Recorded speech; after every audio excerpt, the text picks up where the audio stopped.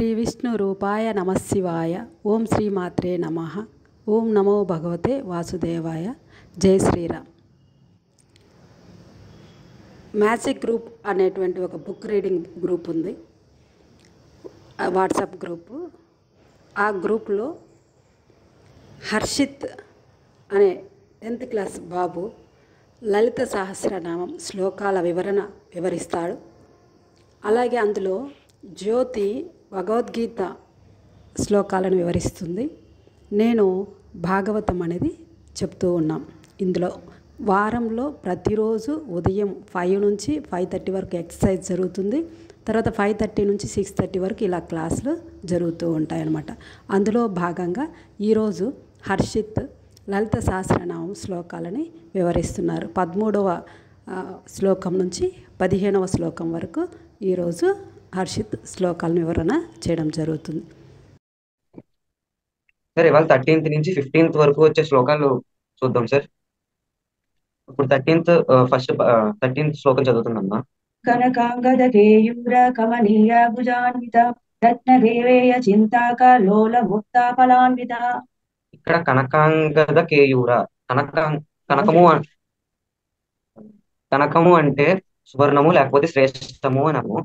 అంగదము అంటే చేతికి మాత్రమే ధరించే ఆభరణములు అని అర్థం. ఈ కనకం అంటే సువర్ణముతో శ్రేష్టమైన ఆభరణములు చేతికి ధరించింది. కేయూర అంటే భుజానికి ధరించే ఆభరణములు. అవి కూడా కనకము అంటే బంగారంతో చేసినయే. ఇవి ఆ కనకంగద కేయూర కమనీయ భుజాన్విత, కమ్మని లేకపోతే అందమైన భుజానికి కలిగిన తల్లి. అలాగా చేతికి భుజానికి ఆభరణాలు ధరించి మనకి 4 బాహువులతో ప్రకాశిస్తున్న తల్లి అని 1వ పాదానికి అర్థం. 2వ పాదానికి రత్నగ్రైవేయ చింతాక లోలముక్త ఫలాన్విత. ఇక్కడ దీనికి 2 అర్థాలు ఉన్నాయి సార్. ఒకటి రత్నగ్రైవేయ, రత్న గ్రైవ అంటే మన కంఠము అని అర్థము. గ్రైవేయ అంటే కంఠానికి ధరించే ఆభరణములు అని అర్థము.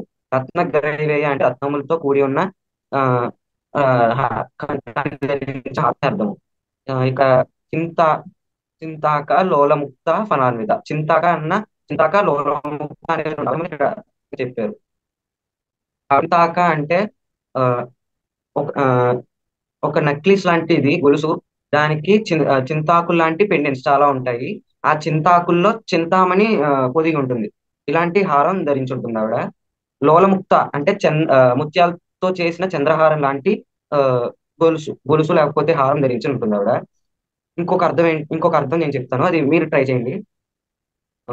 గ్రైవములో రత్నాన్ని లోలతో చింతిస్తూ ఉండే వారికి ముక్తాఫలాన్ని ప్రసాదించే తల్లి. ఇది ఎవరైనా చెప్పగలరా? మళ్ళీ చెప్పయ్యా. గ్రైవములో రత్నాన్ని లోలతో చింతిస్తూ ఉండే వారికి ముక్తాఫలాన్ని ప్రసాదించే తల్లి ఆవిడ. దీన్ని రీరైట్ చేస్తే వచ్చేది ఇది శ్లోకం. జ్యోతి నేను చెప్పచ్చా?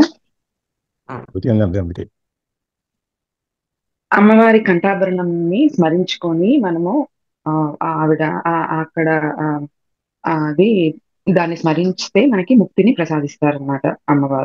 అమ్మవారి కంఠాభరణంలో ఉన్న ఆ చింతాకు పథకాన్ని మనము స్మరిస్తే మనకి ముక్తిని ప్రసాదించే తల్లి అని అర్థం అని అనుకుంటున్నాను. మాక్సిమం కరెక్టే మేడం, కానీ ఇక్కడ కొన్ని చెప్తాను నేను. గ్రైవము అంటే మన కంఠము. ఇక్కడ గ్రైవంలోంచి వచ్చే రత్నం ఏంటంటే మనం స్మరించే మంత్రము. అది రత్నముకి ఇంకొక అర్థం ఇక్కడ మనం తీసుకోవాల్సింది మంత్రము అని అర్థం. చింత అంటే ఎప్పుడు స్మరిస్తూ ఉండడం. లోల అంటే ధ్యానాన్ని ధ్యాన లోపం లేకుండా, అంటే ధ్యానం ఇంకొక వైపుకి వెళ్లకుండా స్మరించడం. ముక్తాఫలం అంటే ముక్తి, మేడం చెప్పినట్టే. ఇప్పుడు దీన్ని మొత్తం అతికిస్తే మన కంఠంలో ఆవిడ మంత్రాన్ని నిత్యం స్మరిస్తే, నిత్యం దృష్టితో ఆవిడ మీద దృష్టి పెట్టి స్మరిస్తే మనకి ముక్తాఫలం ప్రసాదించే తల్లి అని అర్థం అక్కడ. Okay sir sir sir 14th శ్లోకం కదా.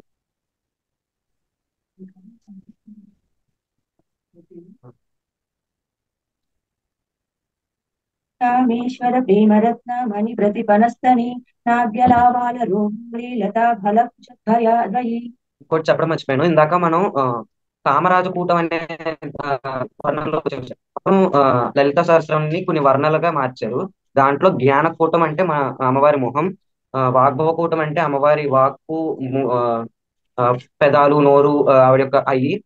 కామరాజ కూటం అంటే ఆవిడ ఒక బాడీ వర్ణించుకున్నాం. ఇప్పుడు ప్రస్తుతం కామరాజ కూటంలో ఉన్నాం. ఇది కామరాజ కూటంలో రెండో శ్లోకం. కామేశ్వర ప్రేమరత్న మణి ప్రతిస్తని. ఇది సమయభావం ఉన్న నామం. అంటే సమయభావం అంటే ఇద్దరిని, కామేశ్వరుని కామేశ్వరిని ఇద్దరిని సమానంగా చూపించే నామాల్ని సమయభావ నామములు అంటారు. ఇది సమయభావం ఉన్న నామం. ఇలాంటి మామూలుగా ఒక స్త్రీకి ఎప్పుడు మాతృస్థానం వస్తుంది అంటే, పిల్లలకి ఆకలి తీర్చినప్పుడు తనకి మాతృస్థానం వస్తుంది. ఆ మాతృస్థానం ఎక్కడ ఉంటుంది అంటే మాతృస్థానంలో ఉంటుంది. ఎందుకు అంటే తన హృదయం వచనంలో ఉంటుంది కాబట్టి తన ఒక మాతృస్థానం కూడా తన ఒక స్థానంలో ఉంటుందని ఆ, చెప్తారు. ఎప్పుడైనా ఒక అమ్మ తన పిల్లవాడికి అన్నం పెడుతుంది అంటే తన ప్రేమని, తన తండ్రి ప్రేమని ఇద్దరిని కలిపి ఆ తినిపి పెడుతుంది కాబట్టి ఆ, పిల్లలకి ఎప్పుడు ఆ, రెండు ప్రేమ నిర్వహిస్తుంది అని చెప్పి ఇక్కడ ఒక ఉన్నది. కామేశ్వర ప్రేమరత్న. ఆ, ఇక్కడ ఆ, అమ్మ అంటే కామేశ్వరుడు, అది అమ్మ అంటే కామేశ్వరి, అయ్యా అంటే కామేశ్వరుడు. ఒక అమ్మ ఒక పిల్లవాడికి అమ్మ ఉన్నదంటే తండ్రి కూడా ఉన్నాడు కాబట్టి ఇక్కడ ఈ సమయ భావంలో మనం కామేశ్వరిని ఇద్దరిని తీసుకోవాలి సార్.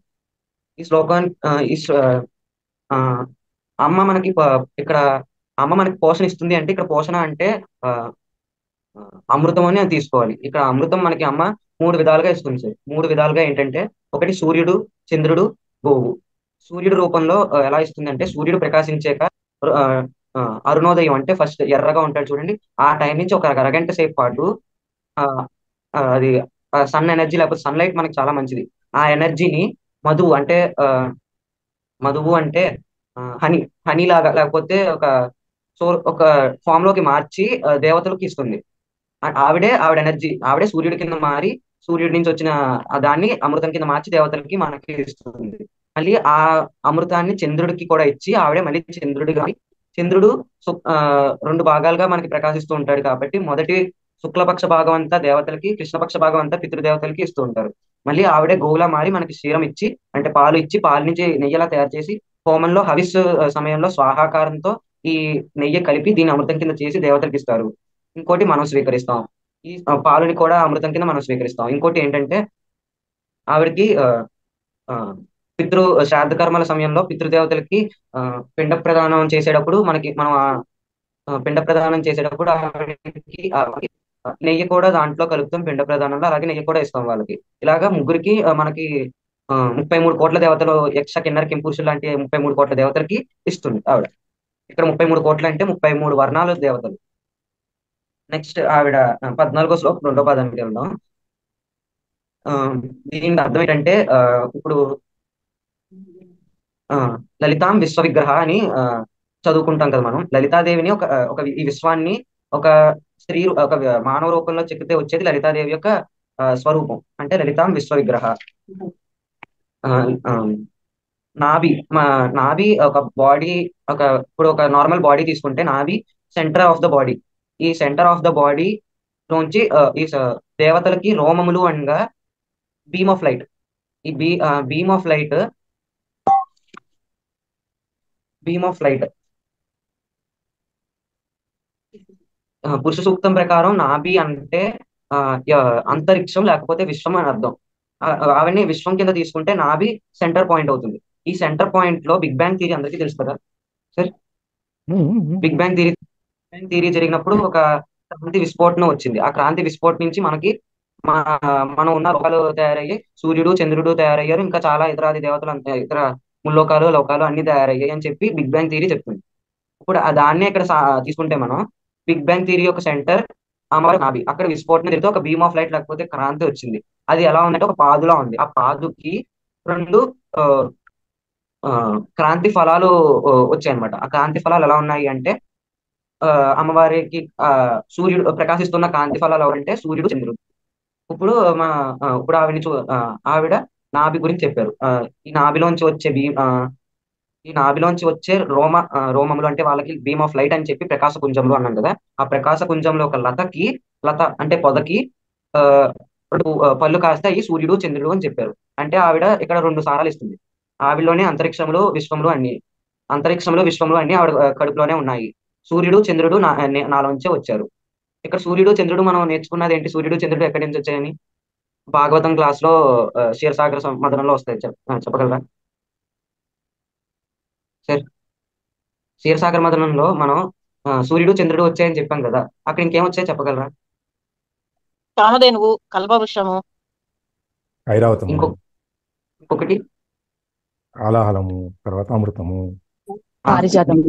అమృతం. లక్ష్మీదేవి కూడా ఉపయోగించింది. ఇప్పుడు చూడండి, కామధేను ఎవరు? ఇందాక కామధేను అంటే గోవు.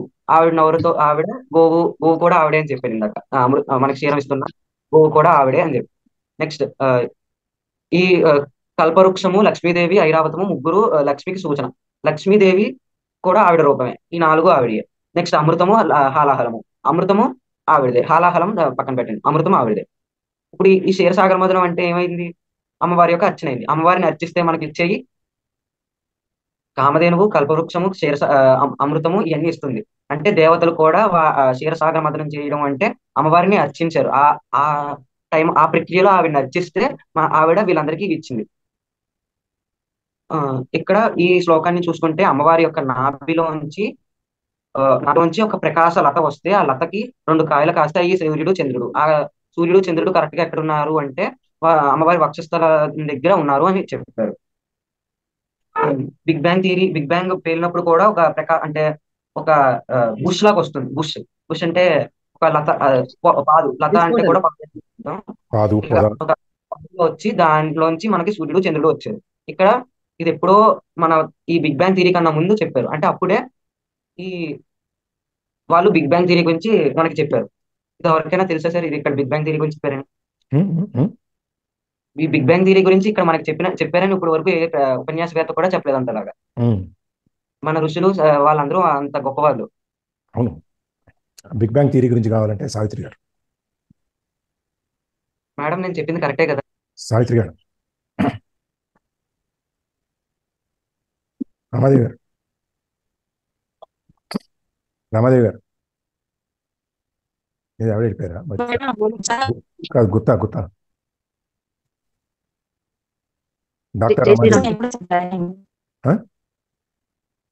డాక్టర్ రమాదేవి. జై శ్రీరామ్ సార్, వినిపిస్తుందా సార్ వాయిస్? అది వినిపిస్తుంది. ఇప్పుడు చెప్పండి సార్. నేను ఇప్పుడే జాయిన్ అయ్యాను, వెళ్ళలేదు సార్ సరిగ్గా. ఇంకా బిగ్ బ్యాంగ్ థియరీ గురించి. బిగ్ బ్యాంగ్ థియరీ అది ఎందుకు వచ్చింది సార్ అసలు? ఇక్కడ అమ్మవారి నాభి గురించి వర్ణించేటప్పుడు విస్ఫోటనం జరిగి దాంట్లోంచి ప్రపంచం అంతా సృష్టి జరిగింది అని చెప్పి మనం ఈ అమ్మవారి శ్లోకాల్లో వస్తుంది.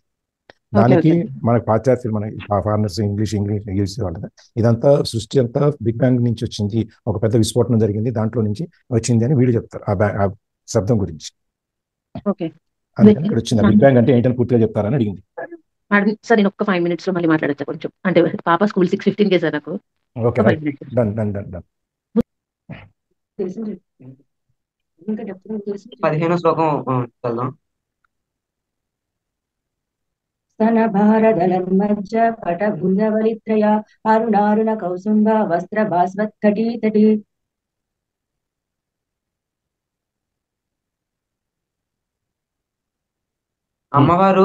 అమ్మవారిని ఇందాక మనం రోమలత అన్నాం, అంటే లైట్ ఆఫ్ బీమ్ వచ్చింది నాభి నుంచి అని చెప్పాం. కానీ అమ్మవారి నడుము ఎలా ఉంది అంటే ఉన్నదా లేదా అనుకోవాలంట. అంటే అంత సన్నగా ఉన్నదంట ఆవిడ. నడుము ఉన్నదా లేదా అన్నట్టుగా అంత సన్నగా ఉన్నదంట ఆవిడ. రోమలత 1,00,000 రోమలతలు ఉన్నా సరే ఆవిడలోంచి 1,00,000 రోమలతలు అంటే beam of lights, 1,00,000 beam of lights వచ్చినా సరే ఆవిడ అదే నడుము ఉన్నదా లేదా అన్నంత సన్నగా ఉన్నది ఆవిడ అని చెప్పారు. నెక్స్ట్ రెండవ అర్థం ఇక్కడ యాక్చువల్గా ఏంటంటే అమ్మవారి మనకు మామూలుగా జుట్టు ఎక్కడి నుంచి వస్తుంది? పైనుంచి వస్తుంది. అమ్మవారి నాభి నుంచి జుట్టు వస్తుంది అంటాడు ఆ శ్లోకంలో అర్థం. అట్లా అది నాభి నుంచి జుట్టు బయటకు వెంట్రుకలు ప్రారంభమయ్యి బయటకు వస్తాయని చెప్పాను. అది మా ముందు దాంట్లోకి వెళ్తే అదేంటమ్మా చూడు, నాభ్యల రోమాలిత ఫల కుచద్వయి, నాభ్యలవాల రోమాలి లతాఫల కుచద్వయి. ఇక్కడ అన్నమాట. ఇక్కడి నుంచి నాభి నుంచి లతల్లాగా జుట్టు పెరుగుతూ వచ్చినప్పుడు ఆమె వక్షోజాల గారి గురించి చెబుతూ అక్కడ ఆ తీగికి పంటలు ఎలా ఉంటాయో అలా సూర్యుడు చంద్రుడు అలా ఆమె ఛాతీ మీద ఉన్నారు అని చెప్పి మొత్తం ఆ జుట్టు అంతా అక్కడి నుంచి విస్తరిస్తుంది అని ఇప్పుడు ఆయన చెప్పేది. ఆ బీమ్ ఆఫ్ లైట్ అని చెప్పేది ఆ కాంతి కాంతి కిరణాలు ఏదైతే ఉన్నాయో ఆ కాంతి కిరణాలు నాభి నుంచి 1,00,000 కిరణాలు కనుక వచ్చి బయటకు వచ్చినా కూడా ఆమె నడుము ఎంత సన్నగా ఉంది అంటే అంటే 1,00,000 కిరణాలు అంతకంటే ఎక్కువ బయటికి రావాలంటే ఎక్కువ ప్లేస్ కావాలి. దానికంటే కూడా ఇంకా నా నడుము చాలా సన్నగా ఉంది. ఆమె మనం ఒకటి గుర్తుపెట్టుకోవాలి, మనం ఇక్కడ ఈ శ్లోకాల్లో మొత్తం అమ్మవారి శరీరాకృతిని వర్ణిస్తూ దాంట్లో నుంచి పరమార్థాన్ని కూడా మనం తీసుకుంటాం. అమ్మవారి శరీరాకృతినే కాకుండా శరీరాకృతిలో ఒక్కొక్క అవయవము ఒక్కొక్క సృష్టి కార్యాన్ని ఎక్కడెక్కడ ప్రతిబింబిస్తుంది అనేది. ఇక్కడ ఈ ఛాతీ దగ్గరికి వచ్చేటప్పటికి ఆయన సూర్యచంద్రుల గురించి చెప్పుకుంటూ వస్తున్నారు. ఇక్కడ వచ్చి ఆ అమ్మవారి నడుము ఎంత ఒక తీగలాగా ఉంది అంటే ఇంత 1,00,000 కిరణాలు దాంట్లో జుట్టు అంత పెద్ద జుట్టు ఉన్నా కూడా అది ఆ నడుముకి ఇంకా సన్నగానే ఉంది అని చెప్తా ఉన్నాం. మనం దీన్ని వర్ణనలో 2 రకాలుగా మనం తీసుకోవాలి. ఒకటి శరీరాకృతి, 2 శరీరాకృతి నుంచి ఉన్న పరమార్థం. అదే అందుకని కాంతి కిరణాలు అనే దానికోసం మనకి అంటే మేబీ ఇక్కడే అదే సార్ బిగ్ బ్యాంగ్ థియరీ కూడా లైక్ ఒక పాయింట్ నుంచి స్టార్ట్ అవుతుంది అనమాట మనకి. అంటే ఒక పాయింట్ నుంచి ఎక్స్పాండ్ అయ్యి తర్వాత ఆటోమేటిక్ గా అక్కడ కూలింగ్ అయ్యి అక్కడ నుంచి యూనివర్స్ మొత్తం స్టార్ట్ అవుతుంది. సో అందుకని ఇక్కడ బిగ్ బ్యాంగ్ థియరీ గురించి వచ్చినట్టుంది. అలా అంటే అది దాని రిలేటెడ్ ఏంటంటే లైక్ ఒక పాయింట్ నుంచి మనకి యూనివర్స్ అనేది స్టార్ట్ అవుద్ది. ఒక పాయింట్ ఏమవుతుందంటే ఒక ఎక్స్ట్రీమ్ టెంపరేచర్ వెళ్ళినప్పుడు అది ఎక్స్పాండ్ అయ్యి బాగా హాట్ అయ్యి తర్వాత అక్కడ నుంచి మెల్లగా కూల్ అయ్యి ఎలిమెంట్స్ ప్రోటాన్స్ న్యూట్రాన్స్ ఇవన్నీ స్టార్ట్ అవుతాయి అనమాట. ఒక స్పెసిఫిక్ పాయింట్ నుంచి. అలాగా మీరు అన్నట్టు ఇప్పుడు అమ్మవారి దగ్గర నుంచి యూనివర్స్ అనేది కూడా అలా స్టార్ట్ అయింది అన్నట్టు. సో అలా రిలేషన్ చూపించినట్టు అయ్యి ఉంటుంది సార్. అంతేనా హర్ష? అంతే సార్. Thank you sir. ఇక్కడ నేను ఇంకా చెప్పలేదు. అమ్మవారి నాభి అంటే పొట్టని ఏమని పోల్చుకున్నాం అంటే మనం విశ్వము అంతరిక్షము అని పోల్చుకున్నాం. విశ్వము అంతరిక్షము అంటే ఏంటి? శూన్యము. ఇంకా నా అమ్మవారి ఉదరం దాకా రాలా మనం, ఇప్పుడు వస్తాం. చెప్పండి. విశ్వము అంతరిక్షము అంటే శూన్యము. ఇక్కడ మనకి ఆవిడిచ్చే సారం ఏంటంటే ఆల్రెడీ ఇవన్నీ శూన్యం అయితే నువ్వు అలా జీవితంలో అలా పరిగెడుతూ ఎందుకు ఉంటున్నావు? శూన్యమే కదా ఇప్పుడు నువ్వు చూసేది, ఎందుకు అంతలా పరిగెడుతున్నావు? ఈ ప్రకాశపుంజం అంటే ఆ లైట్ ని పట్టుకో, క్రాంతిని పట్టుకో అని చెప్పింది ఆవిడ. క్రాంతి అంటే అక్కడ మనం తీసుకోవాల్సింది ఆవిడ్ని. నన్ను పట్టుకో, ఈ శూన్యంలో ఉంటావు నువ్వు, నన్ను పట్టుకుని నా దగ్గరికి రా అని చెప్పి ఇక్కడ చెప్తుంది మనకు ఆవిడ. ఇక్కడ మనం ధ్యాన ప్రకారం అయితే ఇది మనం అర్థం తీసుకోవచ్చు.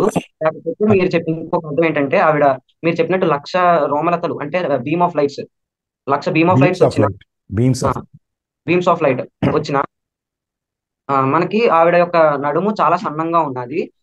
కనిపిస్తుందా కనిపించట్లేదా లేకపోతే ఉందా లేదా అంత సన్నగా ఉన్నది ఆవిడ నడుము అని చెప్పారు ఇక్కడ.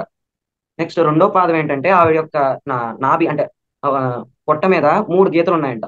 ఈ 3 గీతలు 3 చోట్ల ఉన్నాయి, ఇంకో 3 చోట్ల. ఒకటి జ్ఞానకూటంలో, వాగ్భవ కూటంలో, కామకూటంలో, అంతే కదా, కామరాజు కూటంలో. ఈ 3 కూటాల్లోనే ఉన్నది. ఈ 2 మనకి చెప్పలేదు, ఇది చెప్పారు మనకి. ఆ 2 కూడా 3 గీతలు ఉన్నాయి. 3 ఒక్కొక్కటి ఒక్కొక్క గీతకి సంకేతం, ఒక్కొక్కటి గీత ఒక్కొక్క అక్షరానికి సంకేతం సార్. అక్కడ పంచాక్షరి పంచదశ మంత్రంలో 12 అక్షరాలు మాత్రం వన్స్ రిపీట్ అవుతాయి. ఒక అక్షరం అంటే ఒక బీజాక్షరం మాత్రం 3 సార్లు రిపీట్ అవుద్ది. అది హ్రీంకారం. ఈ హ్రీంకారం 3 సార్లు రిపీట్ అయ్యి 3 సార్లు రిపీట్ అవుతుంది. లేకపోతే ఈ పంచాక్షరి మహామంత్రంలో 12 మామూలు అక్షరాలు ఈ హ్రీంని 3 అక్షరాల కింద పోల్చేది. ఈ 3 అక్షరాలు ఇక్కడ మనకు 3 గీతలు అని చెప్పారు. ఈ మొదటి గీత ఏంటంటే హ, రెండో గీత రా, మూడో గీత ఈం, 3 కలిపితే హరఈం. ఈ హరఈం అనే 3 గీతలు ఇలాగ 3 చోట్ల ఉన్నాయి. ఈ 3 గీతలు దేనికి సంకేతము అంటే ఒక పతివ్రతకి ఇలా 3 చోట్ల 3 గీతలు ఉంటాయని చెప్పారు. ఇంకోటి ఏంటంటే ఆవిడ నడుము చాలా సన్నగా ఉన్నది కదా, ఈ పైపాటు ఏమో బరువుగా ఉంటుందంట. ఈ పైపాటు ఒక బరువుకి ఈ నడుము మీద 3 గీతలు వస్తాయంట. ఇలా ఒకటి చెప్పారు. ఇంకోటి పతివ్రతకి 3 చోట్ల 3 గీతలు ఉంటాయని కూడా చెప్పారు. ఇంకోటి ఏంటంటే 14వ శ్లోకానికి ఇంకోటి ఉన్నది. కామేశ్వర ప్రేమరత్న అంటే ప్రణవము ఓంకారము. ప్రతిస్పన అంటే 2 కింద డివైడ్ అయింది. ఆ ఓంకారం 2 కింద డివైడ్ అయితే ఇంకో 2 వచ్చాయంట. ఏంటంటే శ్రీంకారము హిరింకారము, శ్రీం హ్రీం, ఈ 2 వచ్చాయంట. ఇక్కడ ఈ శ్లోకంలో చాలా జాగ్రత్తగా ఈ 3 బీజాక్షరాలు దాచారు. ఇంకోటి ఏంటంటే ఆ శ్లోకానికి ఇంకొక అర్థం ఏంటంటే స్వామి అమ్మవారి మీద చూపించే ప్రేమని 2 ఇంతలు చేసి ఆ అమ్మ ఆయన మీద చూపిస్తుంది అని చెప్పి ఇంకొక అర్థం ఉన్నది. దీనికి ఈ 2 అర్థాలు ఉన్నాయి. ఇంకోటి ఇక్కడ చింతామణి అని చెప్పాను కదా సార్, ఈ చింతామణి మొత్తం ఇక్కడ నేను అనుకున్న 3 శ్లోకాలకి మొత్తం అయిపోయింది. ఇప్పుడు నేను మధ్య మధ్యలో కొన్ని చెప్పాల్సి వదిలేశాను, అంటే అవుట్ ఆఫ్ డీవియేషన్ అవుతుందని చెప్పి కొన్ని ఆపాను. ఇప్పుడు చెప్తా. ఈ చింతామణి ఎక్కడ ఉంటుంది అంటే చింతామణికి ఒక కథ ఉంది, చాలా కట్టే కొట్టే తెచ్చని చెప్తా. ఈ చింతామణి లలితాదేవి ఈయనకి ఎవరికి లలితాదేవి మహాగణపతికి ఇచ్చారు. ఒక ఋషి మహాగణపతికి తపస్సు చేసి చింతామణి తీసుకుంటే ఒక రాక్షసుడు చింతామణిని ఈయన దగ్గర నుంచి తిరస్కరి దొంగలిస్తారు. దొంగలిస్తే ఈ గణపతి మళ్ళీ వెళ్ళి యుద్ధం చేసి ఆ చింతామణిని తీసుకుంటారు. ఆ చింతామణి అక్కడి నుంచి ఎక్కడికి వెళ్తుంది అంటే శంబల గ్రామానికి వెళ్తుంది. ఈ శంబల గ్రామంలో దానికి ఇప్పటికీ ఋషులు పూజిస్తూ ఉంటారు. అది ఏంటంటే ఆ చింతామణి కల్కి ఉద్భవించినప్పుడు, కల్కి లేకపోతే వేరే మతాల్లో ఎవరైనా ఈ కల్కికి ఒక కామన్ పాయింట్ ఉంది. ఏంటంటే ఈ కల్కిని మూడు మతాల్లోని చెప్పాలంటే 4 మతాల్లోని చెప్పారు. క్రిస్టియానిటీలో చెప్పారు, ముస్లిమ్స్ కూడా నమ్ముతారు దాన్ని, బుద్ధిజమ్స్ నమ్ముతారు, మనం నమ్ముతాం. బుద్ధిజమ్స్ మనం కల్కి అని నమ్ముతాం. క్రిస్టియన్స్ ద సెకండ్ కమింగ్ అని అంటారు. ముస్లిమ్స్ ఏమంటారో తెలియదు. ఇలా 4 మతాలు నమ్ముతారు దాన్ని. ఇంకో కల్కి ఉద్భవిస్తారు. ఆ ఉద్భవించినప్పుడు మహావిష్ణువు ఆ మణిని వేసుకుంటారు. ఈ చింతామణికి ఒక లక్షణం ఉంది, ఏంటంటే చింత లేకుండా చేస్తుంది.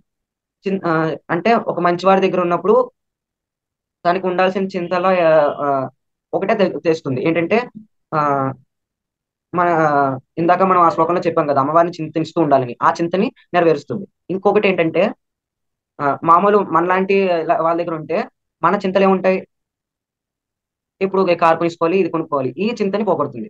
ఇలాగ ఈ చింతామణికి ఈ చింత పోగొట్టే లక్షణం కింద ఈ లక్షణం ఉన్నది. దీన్ని కల్కి ఉద్భవించినప్పుడు వేసుకుంటారు. ఈ చింతామణి ఫస్ట్ ఎవరు వేసుకున్నారు? అమ్మవారు వేసుకున్నారు. అమ్మవారు వేసుకున్నారు అంటే నేనే కల్కి అని చెప్పినట్టు ఇక్కడ. ఎందుకంటే ఆవిడ చింతామణి వేసుకున్నదే ఈవిడ కూడా వేసుకున్నారు. ఇలాగా ఆవిడ ఇంకొక అర్థం కూడా చెప్తుంది అక్కడ. నేనే విష్ణువుని, నేనే శివుని, నేనే బ్రహ్మని, మీరు ఎవరిని పూజించినా నన్నే అని చెప్పి అదొక అర్థం కూడా ఉన్నది అక్కడ.